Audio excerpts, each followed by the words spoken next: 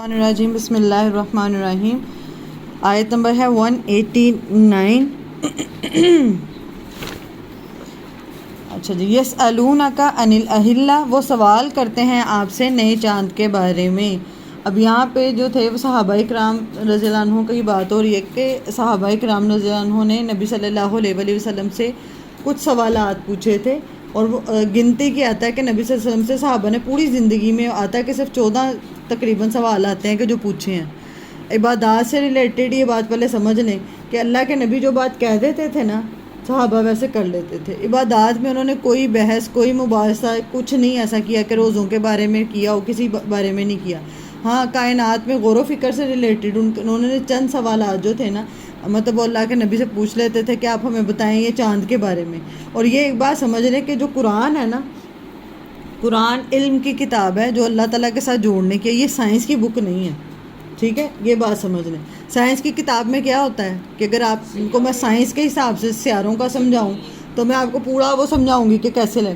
اس میں سے ایک حکمت آپ کو بھی یہ بھی سمجھ میں آئے گی کہ جب بھی آپ سے کوئی سوال پوچھتا ہے نا، آپ نے دیکھنا ہے کہ اگلے کا مینٹل لیول کیا ہے، آپ نے اس کو اس حساب سے بات کرنی ہے۔ جیسے ابھی آپ میرے سے کوئی سوال کریں یا کسی پی ایچ ڈی اسکالر سے کوئی سوال کرے تو وہ اپنی پی ایچ ڈی کے مطابق اس حساب سے اس کو جواب دے، تو سمجھنے والے کو سمجھ آئے گی؟ نہیں سمجھ آئے گی، اس کو کیا لگے گا؟ اسے اگر کئی لوگ اپنا علم جھاڑنے لگ جاتے ہیں نا، ایک بندے نے ایک آپ سے آسان سا سوال پوچھا ہے، آپ نے اس کا جواب اگلے کے مینٹل لیول کے حساب سے دینا ہے۔ بچے نے آپ سے سوال پوچھا تو آپ نے اس کو جواب کیسے دینا ہے؟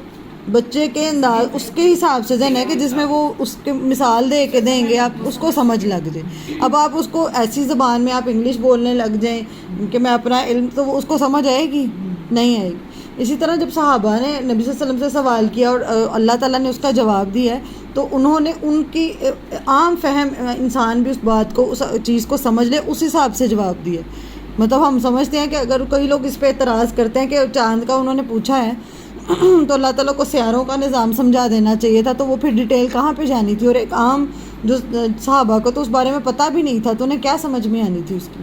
تو جب بھی ہم سے بھی کوئی بات کرے، ہمیں بات کیسے کرنی ہے؟ عام فہم، آسان۔ اگر کوئی سوال پوچھتا تو جواب کیسا دینا، اس کو مشکل نہیں بنا دینا۔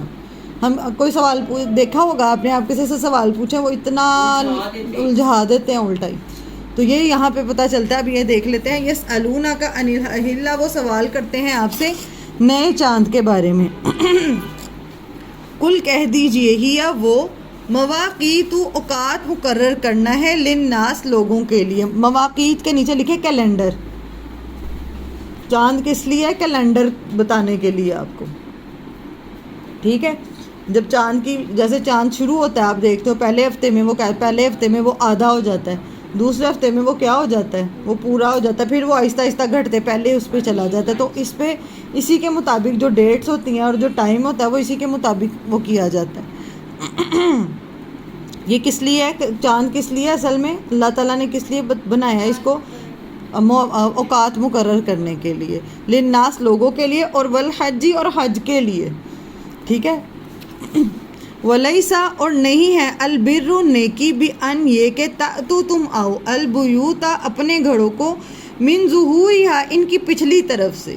اب ولیکن البر، لیکن نیکی یہ ہے، من اتقی، جو تقوی اختیار کرے۔ اب یہ پہلے سمجھ لیں یہ گھروں میں آنے سے کیا مراد ہے۔ یہاں پہ بتایا یہ ہے کہ چاند کا انہوں نے پوچھا چاند کے بارے میں، اور اللہ تعالیٰ نے بتایا کہ چاند کس لیے ہے؟ کیلنڈر، یا وقت بتانے کے لیے، اوقات، اور حج کے لیے مخصوص، کے حج کے جو دن ہوتے ہیں نا ان کو مخصوص کے مہینوں کا آپ کو پتہ چلے، خصوصاً حج کی عبادت کا یہاں پہ ذکر ہے۔ اب یہ کیا کرتے تھے حج کے دنوں میں؟ کیا کرتے تھے حج پہ جب احرام باندھ لیتے تھے نا، تو جب احرام پہن لینا ہے نا تو وہ کیا کرتے تھے کہ اگر مثال کے طور پہ کوئی ملنے والا آگے باہر گیا نا تو وہ پھر ڈائریکٹ دروازے سے اندر نہیں آتے تھے۔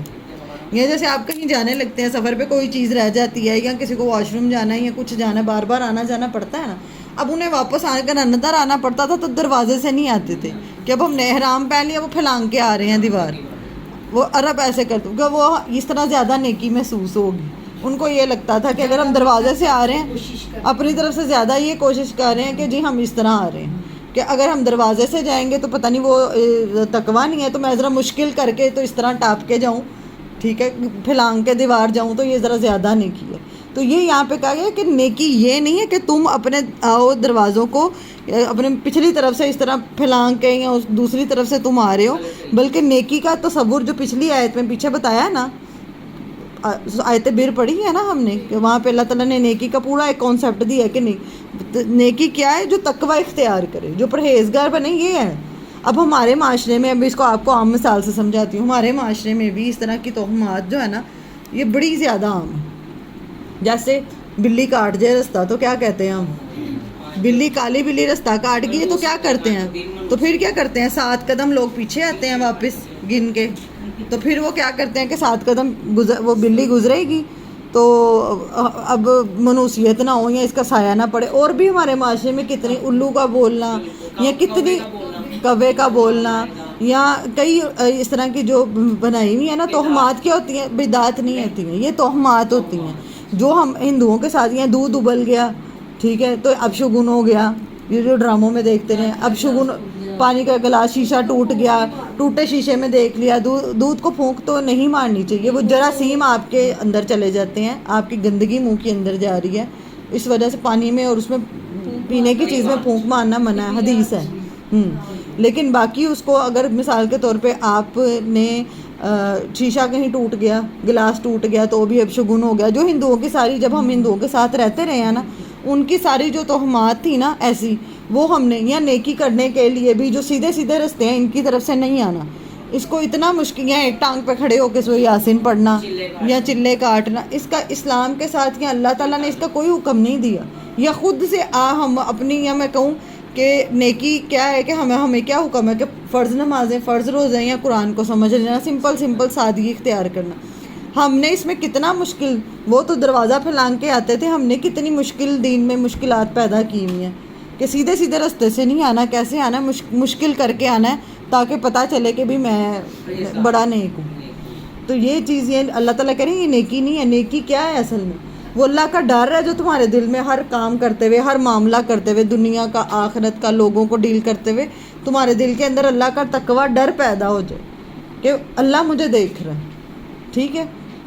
تو کوئی بھی یہ جو توہمات ہیں جن کو اپنایا جاتا ہے ان کا کوئی بھی نہیں ہے، سر کوئی تعلق نہیں ہے۔ مطلب یہ ہے کہ لوگ پھر اس کو یہ سمجھ لیں کہ یہ جو پیچھے کے دروازے سے آنا، مطلب یہ ہے کہ وہ چور دروازہ ہے، یا کئی لوگ ایسے ہوتے ہیں جو دین کا شارٹ کٹ چاہتے ہیں، نہ وہ نمازیں پڑھنا چاہتے ہیں، نہ وہ قرآن سیکھنا چاہتے ہیں، نہ وہ روزے رکھنا چاہتے ہیں، وہ کیا چاہتے ہیں کہ ہمیں کوئی ایک آدھی چیز مل جائے یا سال بعد کچھ ایسا اہتمام کر لیں گے، اور وہ اسی میں مطمئن ہو جاتے ہیں کہ بھئی ہم نے تو یہ اتنا نیکی کا کام کر لیا، ٹھیک ہے نا۔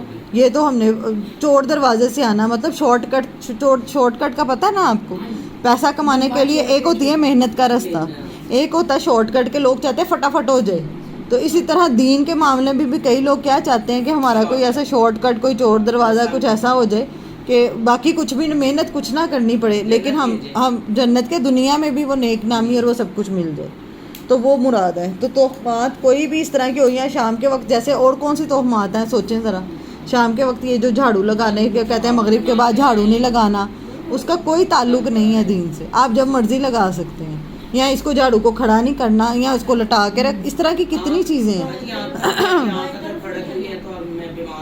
یا یہ چیزیں ہم میں کہاں سے آئی ہیں؟ یا یہ ہندوؤں سے۔ ابھی وہ یا عورتیں جو بیٹھی ہوئی ہیں جو سکھا رہی ہوتی ہیں، یہ ماہر فلکیات کی جو ماہر ہوتی ہیں، وہ کیا کرتی ہیں اسی کے مطابق پتہ نہیں کون سی، اب یہ پیچھے چاند سے ریلیٹڈ ہی، ابھی یہ جیسے بات چاند سے ریلیٹڈ ہی لوگوں نے کتنی توہمات بنا لی ہوئی ہیں، یہ اس دن کا چاند کا یہ ہے، اس دن کے چاند کو یہ پڑھنی ہے، یہ والی صورت اتنی دفعہ پڑھنی ہے، تو آپ اب آپ دیکھ لیں ہمارے معاشرے میں کتنی زیادہ ہے تو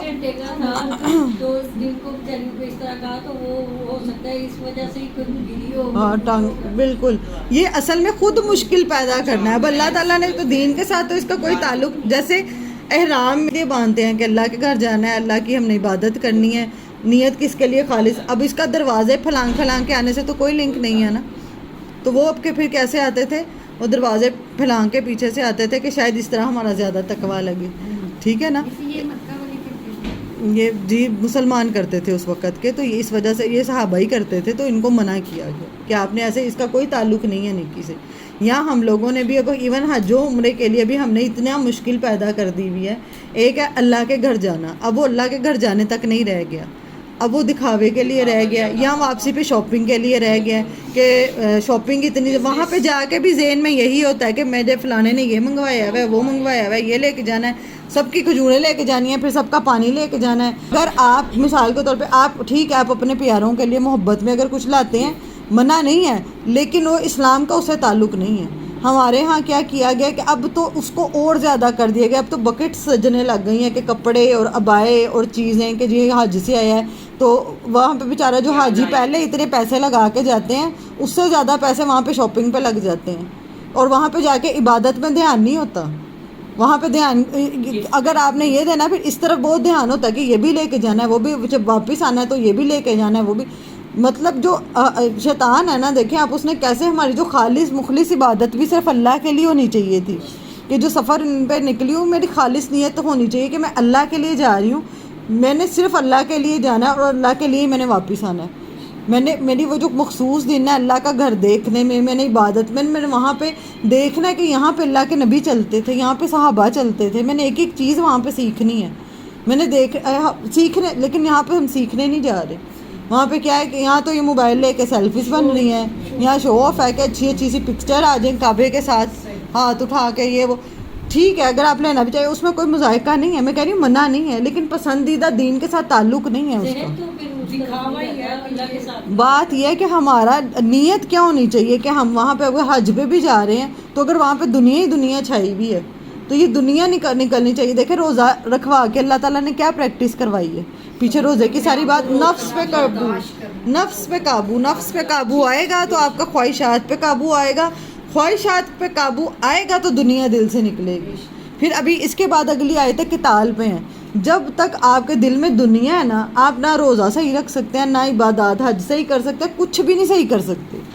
یہ اسی لیے کھانا بھوکھا رکھ کے، آپ دیکھیں اس کا لنک میں نے آپ کو بھی بتا دیا ہے، میں نے اینڈ پہ بتانا تھا کہ روزہ کیوں رکھوایا اللہ تعالیٰ نے، نفس کو قابو میں ہو، کنٹرول میں ہو تمہارا نفس. جب نفس قابو میں ہوگا نا تو پھر اگر تو نفس ہی قابو میں نہیں ہے، جیسے اللہ معاف کرے اس وقت ہم سب امت مسلمہ کا حال ہے، ہم سب دنیا کے غلام بن چکے ہیں، خواہشات کے غلام، بڑی بڑی گاڑیاں ہوں، اٹھتے ہیں یہی سوچتے ہیں بڑے بڑے گھر ہوں، بڑی بڑی گاڑیاں ہوں، رہن سہن بس دنیا کسی طرح جنت بن جائے، یہی سوچتے ہیں نا میری دنیا ہی بس کسی طرح. موت کا اتنا خوف اور اتنا ڈر آ گیا ہوا ہے، حدیث میں آتا ہے نبی صلی اللہ علیہ وسلم نے کہا تھا کہ مجھے ڈر ہے، میں مفہوم الحدیث کر کے بتا رہی ہوں کہ ایک وہ وقت آئے گا جب سارے جو دنیا کے لوگ ہیں نا وہ تم پہ، ایمان والوں پہ، مسلمانوں پہ اس طرح ٹوٹ پڑیں گے جیسے بھوکے نہیں گدڑ بھی ٹوٹ پڑتے کھانے پہ، اس طرح ٹوٹ پڑیں گے. تو صحابہ اتنے پریشان ہونا کہ یا اللہ یا رسول اللہ ہم تعداد میں اتنے تھوڑے ہوں گے. انہوں نے کہا نہیں، تعداد میں تم بہت زیادہ ہوگے لیکن دل میں تمہارے ڈر بیٹھ جائے گا، دنیا کی محبت وہن پیدا ہو جائے گا اور موت کا خوف پیدا ہو جائے گا کہ تمہاری جب دل میں دنیا کی محبت آ جاتی ہے نا، پھر آپ قتال نہیں کر سکتے، پھر آپ کوئی کام دنیا کا نہیں کر سکتے، اللہ کے دین کا نہیں کر سکتے. دل میں اگر دنیا آ گئی نا پھر آپ کچھ بھی نہیں کر سکتے، نہ آپ کی نماز ٹھیک ہوگی کیونکہ سارا دن رات کس کی طرف ہے، کس کا ہم طواف کر رہے ہیں، دنیا کا طواف کر رہے ہیں نا. جب دنیا دل میں ہو کوئی جائے گا کوئی قتال کرنا کہ کوئی مرنا، کوئی حق کے خلاف بولے، حق کے لیے بولے گا، کسی پہ ظلم ہو رہا ہے تو کوئی بولے گا کسی کے لیے نہیں. وہ کیا سب کو اپنی اپنی، جو اس وقت ہم دیکھ رہے ہیں سب کو اپنی اپنی پڑی ہوئی ہے کہ میرا نفسا نفسی کا عالم ہے کہ مجھے اپنی اپنی ہے. تو اصل سے پھر ہم بہت دور ہو جاتے ہیں. تو یہ جو روزوں کی پریکٹس کرائیے بھوکھا رکھوا کے کہ وہ نفس تمہارا جو ہے نا وہ قابو میں رہے، ٹھیک ہے. تو دین میں کوئی بھی ایسی خود ساختہ چیزیں داخل کر لینا یا توہمات میں پڑ جانا، اس کا دین کے ساتھ کوئی لنک نہیں ہے، نہ وہ کرنے سے آپ کو ثواب. جھاڑو کو آپ سیدھا رکھیں، الٹا رکھیں، بوکر صفائی کرنے کے لیے اس کا دین سے کوئی تعلق نہیں ہے. بلی آپ کا راستہ اس لیے کاٹ کے گئی ہے کیونکہ وہ جلدی میں تھی، ٹھیک ہے، اور وہ اللہ کی مخلوق ہے. کئی لوگ کالی بلی دیکھتے ہیں اس کو وہ مارنے لگ جاتے ہیں، اتنے برا سلوک کرنے لگ جاتے ہیں. وہ اللہ کی مخلوق ہے، ہاں اللہ تعالیٰ نے بنایا اور وہ جلدی میں تھی اس لیے چلی گئی، اس کا آپ سے کوئی لنک نہیں. تو لیکن دیکھیں اگر ہمیں اللہ پہ توکل نہ ہو، اگر ہمارا یہ توہمات سے نہیں نہ نکلے ہوں گے پھر ہمیں چھوٹی چھوٹی چیزیں، یہ گلاس ٹوٹ رہا، آپ سوچیں، میں سوچ رہی ہوں کتنی کچھ چھوٹی مینٹیلٹی ہوتی ہے، ہر وقت ٹینشن، یہ شیشہ ٹوٹ گیا، یہ اب کالا اس نے یہ کر لیا وہ کر لیا، اتنی یہ جو اب شگون ہے نا آپ کا دماغ، وہ شیطان اسی تک کی رکھتا ہے.